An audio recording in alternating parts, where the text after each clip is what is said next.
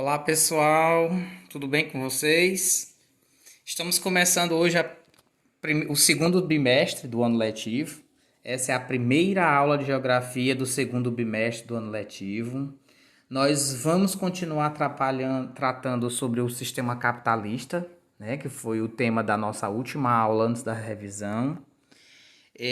O tema da nossa aula de hoje nós vamos tratar sobre as transformações que vão acontecer na divisão internacional do trabalho. É um assunto, gente, que aparece muito nas avaliações externas, como a avaliação do Enem, e é importante vocês terem conhecimento sobre essa evolução que a gente vai ter na divisão internacional do trabalho em cada uma das fases do capitalismo. É uma das formas que a gente tem de estudar o capitalismo, é entendendo as diferenças nessa divisão internacional do trabalho, tá bom? No bimestre passado, nós fizemos um estudo bem breve sobre a organização da disciplina de Geografia no ensino médio. Fizemos um resgate sobre alguns conceitos que foram estudados no primeiro ano do ensino médio.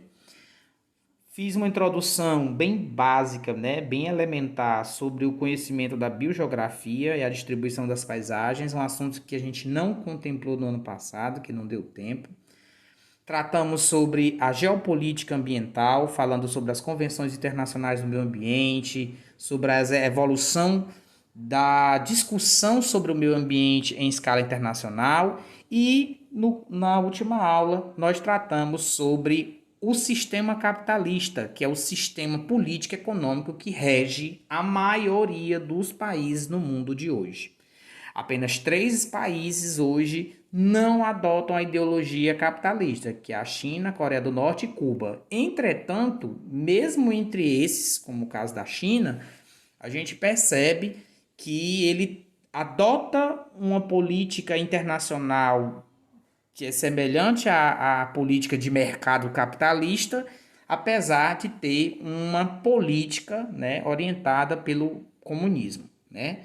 Então, o capitalismo ele abrange a sociedade internacional quase em sua totalidade.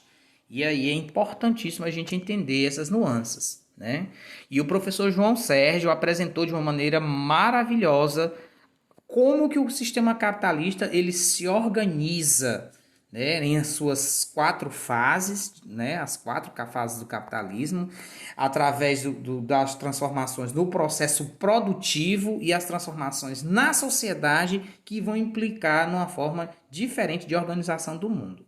Então, hoje, o que a gente vai fazer é dar continuidade a esse assunto dessa aula, tá bom? Que nós ainda vamos ver ao longo do ano letivo, a gente vai voltar várias vezes tratar sobre essas questões relacionadas ao capitalismo e hoje a gente vai tratar com foco para a divisão internacional do trabalho. Então a gente vai tentar entender o que é essa tal de DIT, Divisão Internacional do Trabalho. Vamos buscar entender como que ela se apresenta em cada uma das fases, tentar perceber nessa apresentação qual é o papel do Brasil, do nosso país, no mundo capitalista, ao longo dos anos, qual foi a participação que o Brasil teve na divisão internacional do trabalho, e a gente fazer uma análise crítica, né, de como que nós enquanto sociedade, estamos inseridos dentro da lógica maior, que é a lógica global, a lógica internacional do capitalismo, tá bom? É importante que a gente consiga refletir qual é o nosso papel dentro dessa sociedade hoje, tá bom?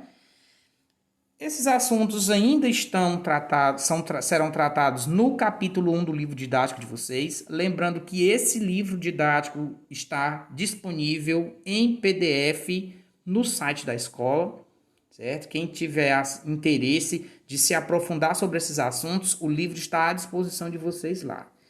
E vamos começar a nossa aula. Divisão Internacional do Trabalho é um termo que é utilizado para designar a distribuição da produção econômica, né, e industrial a nível internacional. Em outras palavras, quer dizer qual é a participação que cada país tem na economia global. O que é que ele fornece para o mundo? Qual é a contribuição que um país tem para o mundo?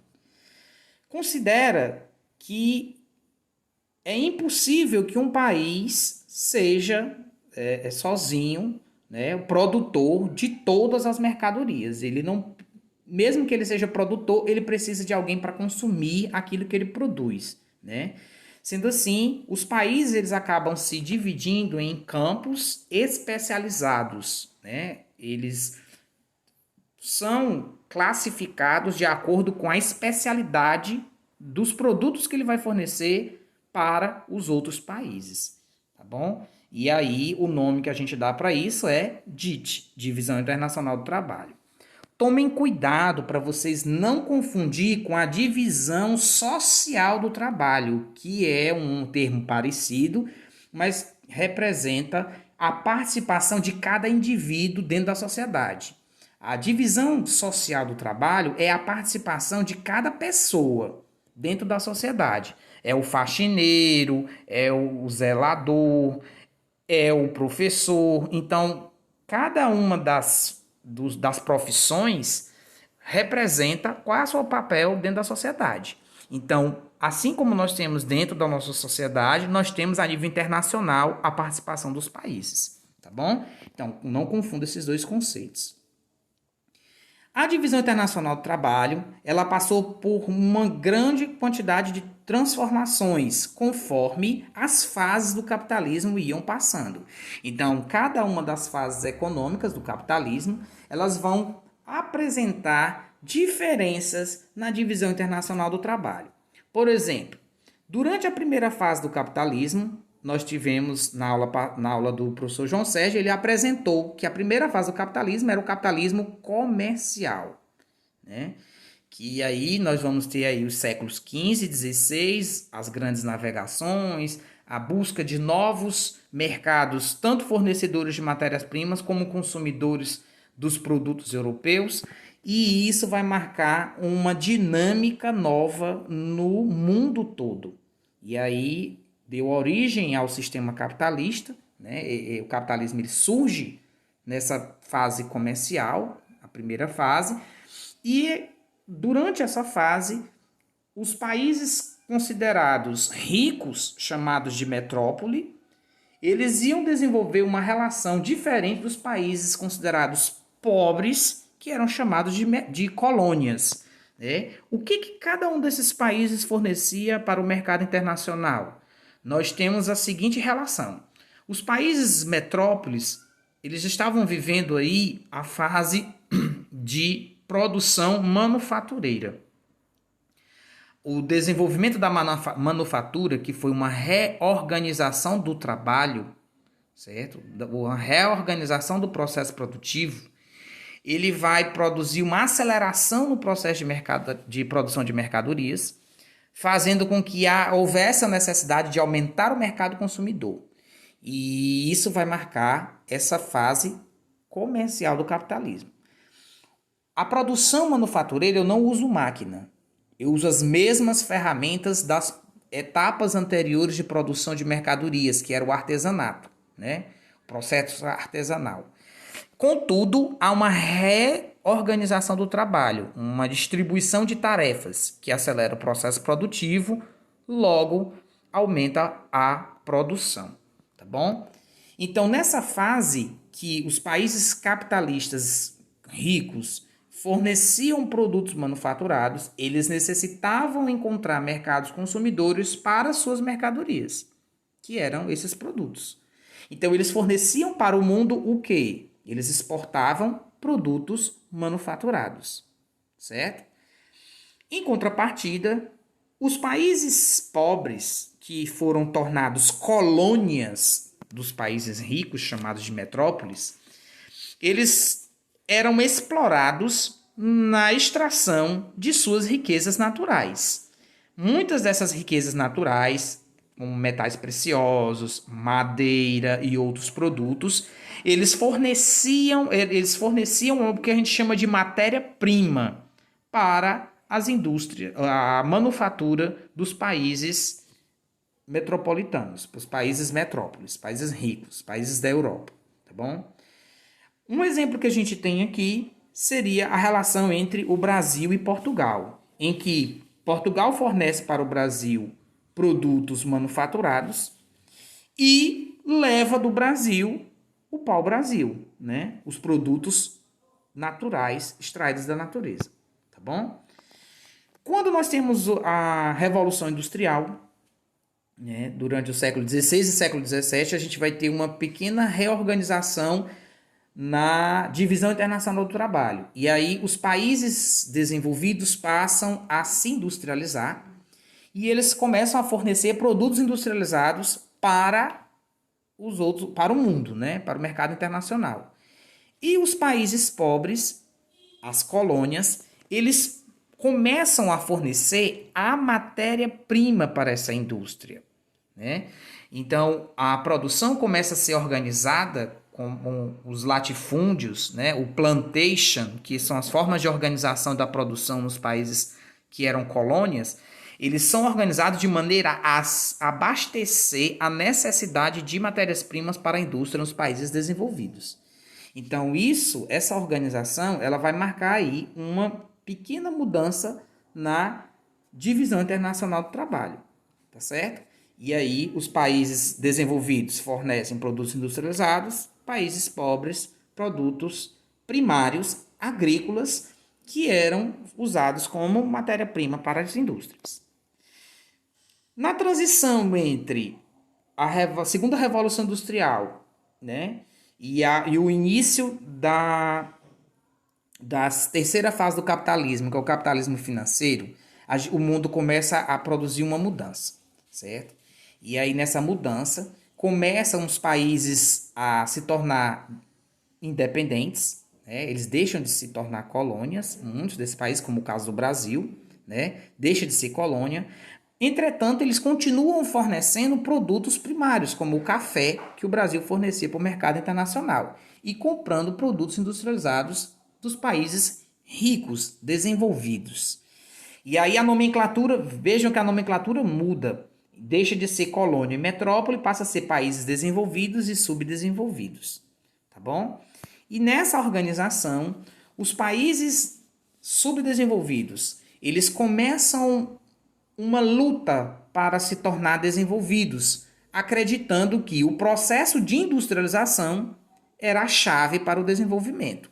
E isso vai produzir uma transformação radical na organização do mundo que vai levar ao nosso processo hoje, né, da quarta fase do capitalismo, informacional, de um mundo globalizado em que nós temos a descentralização do processo produtivo, ou seja, as indústrias dos países desenvolvidos passam a migrar para os países subdesenvolvidos, pobres, em busca de melhores condições para trabalhar a sua produção, encontrando aí grande oferta de mão de obra barata, uma oferta de recursos naturais abundantes, e aí não precisava importar essa matéria-prima. Eles deslocaram o seu processo de industrialização, certo?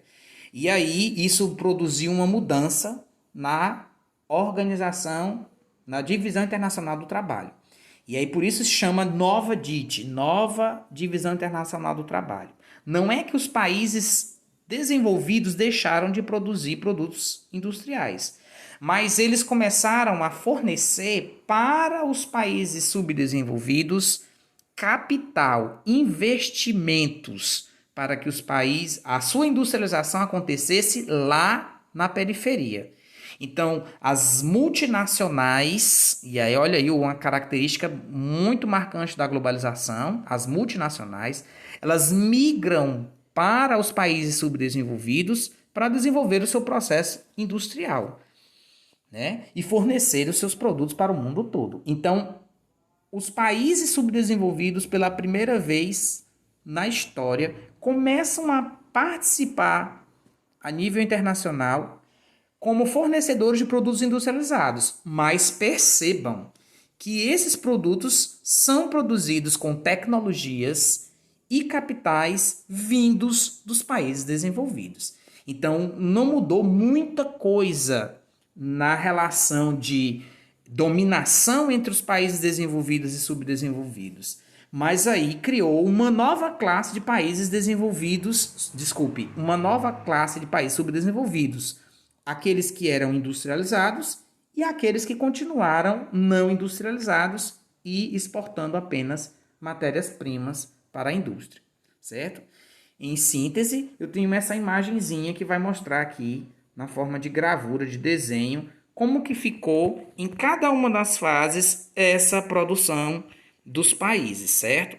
Veja aí, ó, na primeira fase, as metrópoles, durante a expansão marítima, forneciam produtos manufaturados. Veja a setinha saindo deles e indo para as colônias. Vejam aí a produção de cana-de-açúcar desenhadas aí na colônia, levando para as metrópoles produtos como metais preciosos, especiarias e escravos, etc. No caso, a mão de obra, né? E as fontes de energia que eram tiradas de lá.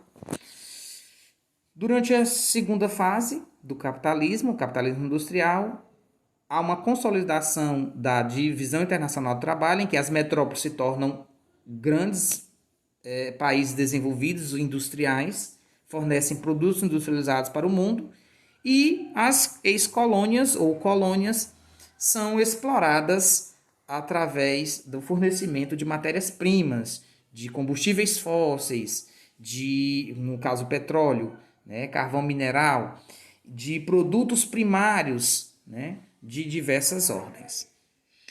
Na transição da terceira fase, que é o capitalismo financeiro, para a quarta fase, capitalismo informacional, é que nós vamos ter essa transformação aí da divisão internacional do trabalho, em que nós temos a divisão clássica entre os países desenvolvidos, fornecedores de produtos industrializados, mas também eles vão investir aí o seu capital, né, através de empréstimos, aos países subdesenvolvidos, que vão começar a se industrializar e continuam produzindo aí produtos agrícolas, minerais e fósseis. No finalzinho dessa etapa, durante a fase de globalização, os países desenvolvidos continuam fornecendo produtos industrializados com alta tecnologia, certo? Mas também aí capitais, empréstimos, investimentos e conhecimentos tecnológicos e científicos. E os países subdesenvolvidos, industrializados, fornecendo aí os produtos industrializados, tá bom? Para vocês entenderem melhor, vamos assistir rapidinho esse videozinho aqui, que a explicação é muito legal para vocês entenderem essa lógica.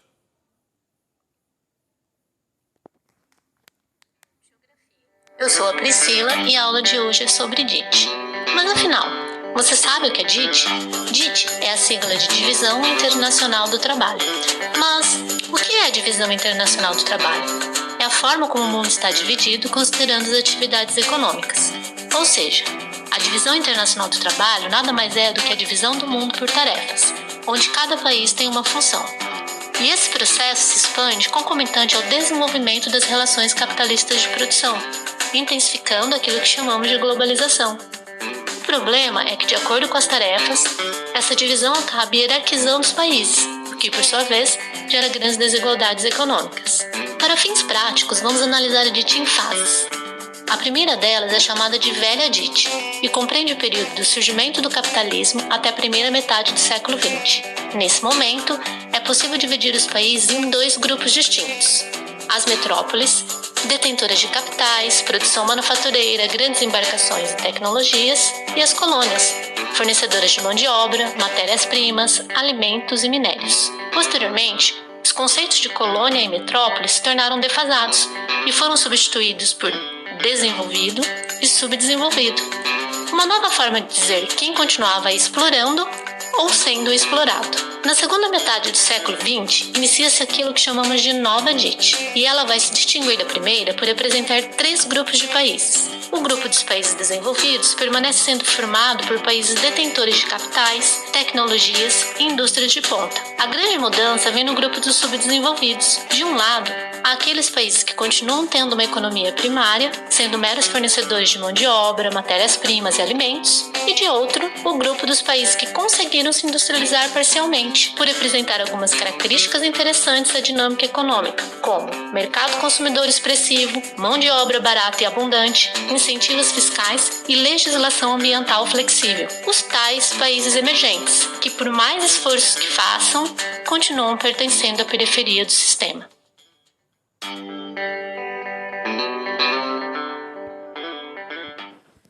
Eu espero que vocês tenham entendido aí, né, o vídeo. Ele é bem didático, explica muito bem aí a lógica. Então, surge aí dois grupos de países subdesenvolvidos, os emergentes e os não industrializados, mas que a relação de dominação sobre eles permanece da mesma forma, tá bom? Olá, bem-vindos ao... Espero que vocês tenham entendido a minha aula de hoje, gente. Na nossa próxima aula a gente vai continuar falando sobre esse assunto com foco na globalização, nos fluxos, né, que é o capítulo 2 do livro de vocês. No formulário vocês encontram as nossas atividades dessa semana e até o nosso próximo encontro. Obrigado. Até breve.